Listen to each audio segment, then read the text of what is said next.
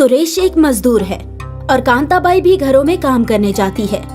दोनों बच्चे के लिए ही बच्चे को अकेले घर पर छोड़कर जाते हैं। वो घर के बाहर ही मिट्टी में खेलता रहता है। एक रोज अमित को बुखार आ गया। कांताबाई काम पर जाने के लिए निकल ही रही होती है, लेकिन जैसे ही वो अपने बच्चे अमित को प्यार करने के लिए आगे बढ़ती है तो अमित का बदन जल रहा होता है।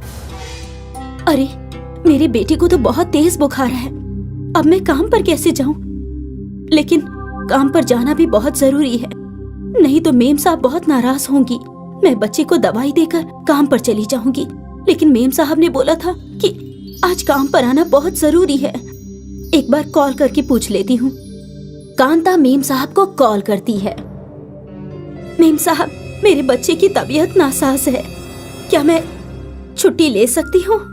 तुम छोटे लोग होते ही ऐसे हो, बस छुट्टी का बहाना चाहिए। देखो कांता, मेरी बात गौर से सुनो। अगर तुमको काम नहीं करना है तो मना कर दो, लेकिन रोज रोज बहानेबाजी ना किया करो। अगर नौकरी करनी है तो फटाफट काम पर आ जाओ, और नहीं करनी तो भी आ जाओ। मैं तुम्हें तुम्हारी तनख्वाह दे दूंगी। मेम साहब, हमें काम से मत निकालो, मैं अभी आ रही हूँ। कांताबाई बेटे के भूख के लिए ही बेटी को बुखार में तड़पता छोड़कर चली जाती है। कांताबाई काम पर जा चुकी है और तब मेम साहब उसके पास आती है। क्या सच में तेरे बेटे को कुछ हुआ है या तेरा छुट्टी का मन था? मेम साहब, कोई भी माँ अपने बच्चे की बीमारी का बहाना नहीं बनाएगी। आप आज मुझे जल्दी छुट्टी दे देना। नहीं नहीं कांता, आज किसी भी कीमत पर छुट्टी नहीं मिलेगी, क्योंकि मेरे बेटे रवि को जुकाम है। आज मैं उसका ख्याल रखूंगी और तुमको खाना बनाना होगा। मेम साहब, आज मेरी मजबूरी है, मैं यहाँ आ तो गई हूँ, लेकिन न जाने मेरे बेटे की क्या हालत हो रही होगी। बस बस, अब रोना बंद करो और कपड़े धोना शुरू करो। कांताबाई आंखों में आंसू, मन में मायूसी और चेहरे पर फिक्र की लकीरें लिए हुए काम में लग जाती है। और दूसरी तरफ मेम साहब अपने बेटे रवि को गोद में लेकर सोफे पर बैठकर टीवी देख रही है। 18 साल बाद अमित और रवि दोनों बड़े हो गए, लेकिन जब भी अमित की अम्मी कांताबाई घरों में काम करने जाती तो अमित को बहुत बुरा लगता था। इसीलिए अमित पढ़ाई के साथ साथ रात को एक क्लब रेस्टोरेंट में वेटर का काम करने लगा। एक रात को रवि अपने कुछ दोस्तों के साथ क्लब आया और उसने अमित को पहचान लिया। मैंने तुम्हें कहीं देखा है। जी सर। बस कर यार, इतनी भी फॉर्मेलिटी मत कर, मैंने तुझे पहचान लिया है। जी? अरे तू हमारी कामवाली का बेटा ही तो है, जिसको वर्षों से हमने नौकरी दी हुई है।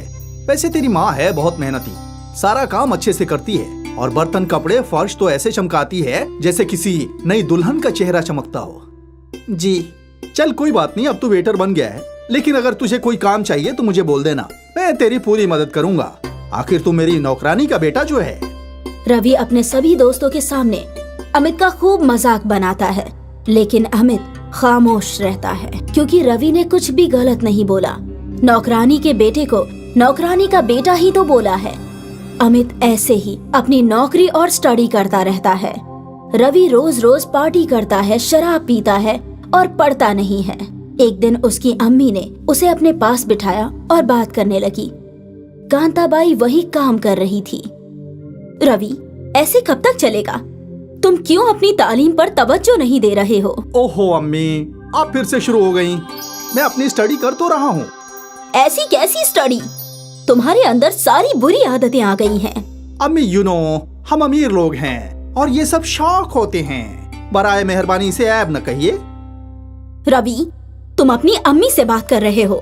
हाँ, इल्म है मुझे, इसीलिए तो बहुत तमीज से बात कर रहा हूँ। बाकी मैं किसी से इतनी इज्जत से बात नहीं करता।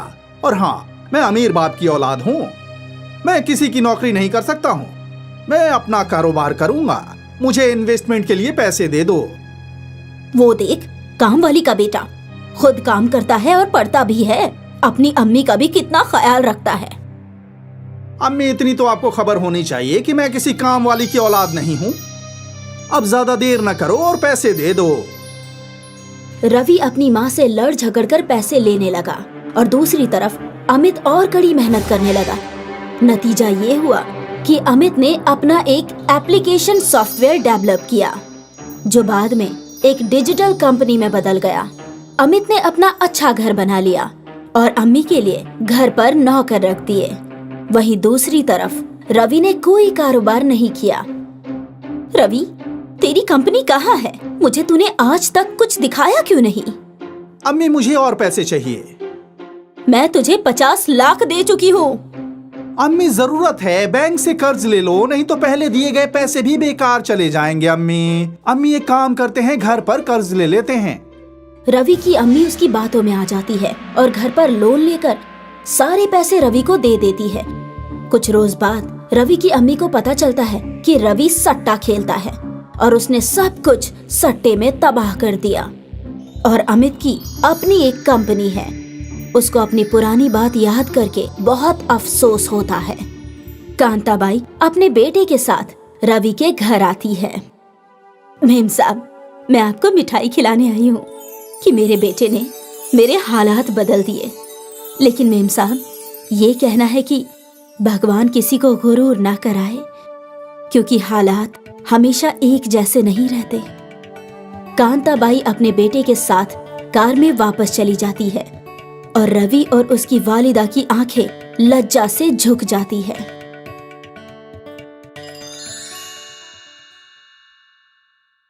पूरे मुल्क में माइक नामी एक बच्चा एक सरकारी यतीम खाने में रहता था। यतीम खाने की नाज़मा मोहतरमा जूली एक जालिम और संगदिल खातून थी। सारे बच्चे कतार में खड़े हो जाएं। अगर किसी ने शोर किया या खाना हासिल करने की जल्दी की तो इस चम्मच से ही मारूंगी। जूली यतीम खाने में रहने वाले बच्चों और बच्चियों को सिर्फ 1 चम्मच दाल और 2 अदद रोटियां देती थी। खौफ की वजह से कोई भी ज्यादा दाल या रोटी मांगने की गुस्ताखी नहीं करता था। एक रोज जब माइक अपनी दाल की प्याली लेकर अपनी मेज पर जा रहा था तो प्याली उसके हाथ से छूटकर जमीन पर गिर पड़ी। सारी दाल जमीन पर बिखर गई। माइक खाली प्याली लेकर दोबारा जूली के पास पहुंचा। खाला जान, मेरी दाल गिर गई, मेहरबानी करके मुझे दोबारा दाल दे दीजिए। तुम्हारी इतनी हिम्मत, तुमने दाल गिराकर बर्बाद कर दी और फिर से दाल मांगने आ गए। तुमको किसी भी हालत में दाल नहीं मिलेगी, लेकिन फर्श गंदा करने की सजा जरूर मिलेगी। रात में जब खौफनाक हवाएं चल रही थी और बर्फ गिर रही थी तो नाज़मा जूली ने माइक को यतीम खाने के बाहर खुले में छोड़ दिया। एक रात जब ठंड में कांपोगे तो दाल गिराना भूल जाओगे। इतना बोलते हुए जूली ने दरवाजा बंद कर दिया। माइक खौफनाक सर्दी से कांपने लगा। जब अनाथालय में माइक की दोस्त मारिया ने खिड़की से देखा कि माइक को बाहर खड़े होने की सजा दी गई है तो वो खामोशी से एक कंबल माइक को देने यतीम खाने से बाहर जाने लगी। लेकिन जैसे ही उसने दरवाजा खोला, यतीम खाने की नाज़मा जूली ने उसे देख लिया। अच्छा, तो तुम बहुत रहमदिल और सखावत पसंद बन रही हो। अंदर चलो, अब से 3 दिन तक तुम्हें खाना नसीब नहीं होगा। बेचारी मारिया माइक की कोई मदद नहीं कर सकी। माइक सड़क पर भटकते हुए इधर उधर चहलकदमी करता रहा। उसने देखा कि सड़क के किनारे एक कुत्ता कुछ खींच रहा है। माइक ने कुत्ते को हटाकर एक पत्थर से जमीन को थोड़ा खोदा तो उसे जमीन की गहराई में एक रजाई मिल गई। इससे काम हो जाना चाहिए। माइक एक पुल के नीचे रजाई ओढ़कर सो गया और कुत्ते को भी खुद की रजाई में सुला लिया। माइक को गर्म रजाई में बेहतरीन नींद आई। सुबह जब वो जगा तो नाज़मा जूली उसके सामने खड़ी थी। बहुत आराम फरमा लिया, चलो यतीम खाने में चलो। जूली ने माइक से उसकी रजाई छीन ली। रजाई तो बहुत लाजवाब है, ये इस नामकूल को कहां से मिल गई? उस रात नाज़मा माइक की रजाई खुद ओढ़कर सो गई। उसे एक ख्वाब आया कि कुत्ते ने उसकी टांग में काट लिया है। जूली की आंख खुल गई। कितना वाहियात ख्वाब था। या अल्लाह, 8 बज गए और मैं अभी तक सो रही हूँ। जूली जैसे ही कमरे के बाहर गई, एक कुत्ता भौंकता हुआ उसके पास आया और जूली के पाँव में काट लिया। जूली को डॉक्टर के पास जाकर सुई लगवानी पड़ी। एक तो इतना वाहियात ख्वाब आया और हद तो ये है कि वो सच हो गया। जूली अगली रात फिर वही रजाई ओढ़कर सोई। उसे ख्वाब आया कि वो पहले माले के जीने से नीचे गिर गई है। जूली की आंख खुल गई। आज मैं फिर देरी से सोकर उठी हूँ और मैंने फिर एक वाहियात ख्वाब देखा है। जूली उस दिन बहुत से जीने चढ़ी और उतरी, लेकिन शाम को जब वो पहले माले पर किताबों को साफ कर रही थी तो नीचे उसकी बहुत पुरानी दोस्त मिलने आ गई। जूली खुशी खुशी नीचे उतरी और जीने से उसका पाँव फिसल गया। इस बार जूली की पेशानी पर चोट आई। जूली की दोस्त उसे डॉक्टर के पास लेकर गई। तुम्हारे पाँव में भी पट्टी बंधी है और अब सर पर भी, क्या बात है? पता नहीं, पिछले 2 दिन में 2 वाहियात ख्वाब आए और दोनों ही कबूल हो गए। पिछले 2 दिन में? अब याद करो कि क्या तुमने नया काम किया है। नया काम? नया काम तो नहीं किया। हाँ, याद आया, मैंने एक रजाई ओढ़ना शुरू किया है जिसे मैंने यतीम खाने के एक लड़के से छीना था। आज उस रजाई को तुम मुझे दे देना, मैं ओढ़कर देखती हूँ। जूली की दोस्त ने वो रजाई ओढ़ी। उसने ख्वाब देखा कि उसकी नाक सूजकर मोटी हो गई है।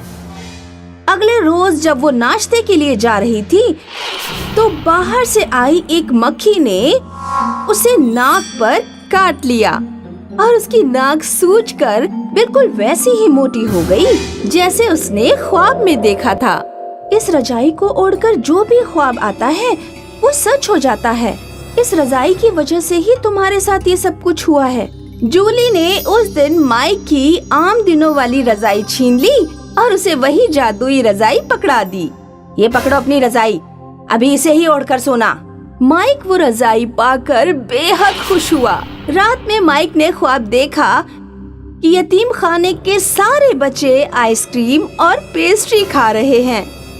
माइक की आँख खुल गई। कितना अच्छा ख्वाब था। कितने सालों से हमने आइसक्रीम और पेस्ट्री की शक्ल भी नहीं देखी। काश ये ख्वाब सच हो जाता। उस दिन यतीम खाने में बाहर से एक रईस जोड़ा आया और उसने यतीम खाने के सभी बच्चों को आइसक्रीम और पेस्ट्री खिलाई। ये तो कमाल हो गया। मैंने जो ख्वाब देखा वो सच में सच हो गया। कहीं ये वो रजाई की वजह से तो नहीं हुआ?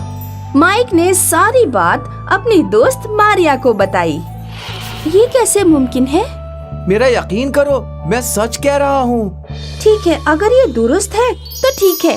कल ये रजाई मैं ओढ़कर देखूंगी और मैं चाहती हूँ कि मैं ख्वाब में देखूं कि नाज़मा जूली यतीम खाना छोड़कर चली गई है और उसकी जगह कोई रहमदिल और मोहब्बत से भरी हुई नाज़मा आ गई है। नाज़मा जूली पीछे खड़ी होकर माइक और मारिया की सारी बातें सुन रही थी। अच्छा, तो तुम दोनों इस रजाई के जरिए ख्वाब देखकर मुझे यहाँ से निकलवाना चाहते हो, लेकिन फिक्र ना करो, मैं तुम्हारा ख्वाब पूरा होने ही नहीं दूंगी। नाज़मा ने माइक से जादुई रजाई छीन ली और उसे फाड़ने की कोशिश करने लगी, लेकिन रजाई न चाकू से फटी और न कैंची से कटी। या अल्लाह, ये रजाई तो किसी भी जरिए से फट नहीं रही है। चलो इसको मैं कचरे वाले को दे देती हूँ। माइक और मारिया छुपकर नाज़मा की बातें सुन रहे थे।